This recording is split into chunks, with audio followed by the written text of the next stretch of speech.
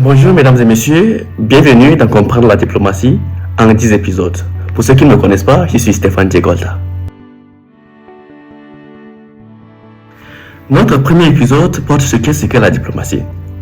Vous voyez, quand deux pays sont dans des accords, ils ont deux options, la guerre ou la diplomatie.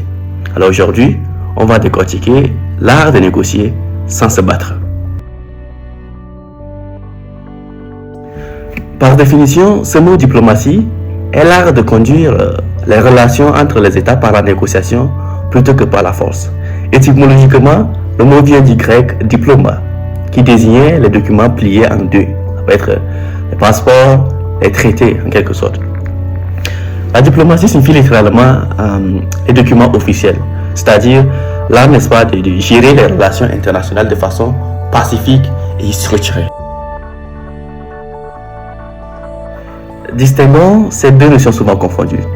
La politique étrangère est l'ensemble des objectifs que poursuit un État à l'étranger. Ça peut être la sécurité, le commerce, l'influence, etc.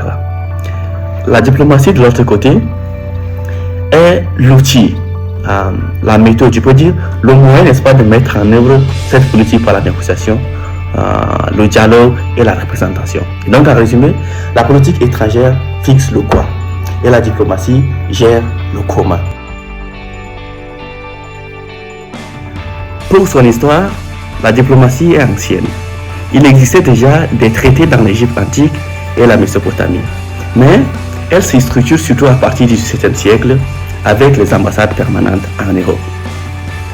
Au XXe siècle, les organisations internationales comme la STN, l'Organisation des Nations Unies, institutionnalisent, n'est-ce pas, le dialogue multilatéral.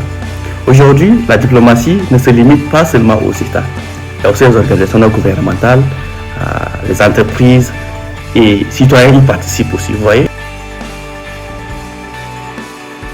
Pour les principes clés, en première position, je dirais la négociation. C'est rien d'autre que de trouver un compromis acceptable pour tous.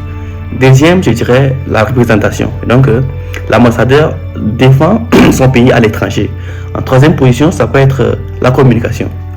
Il va devoir informer, convaincre et influencer. Quatrième et dernière position, je peux dire protection. Un diplomate doit veiller, n'est-ce pas, sur ses ressortissants et sur les intérêts de son pays à l'étranger.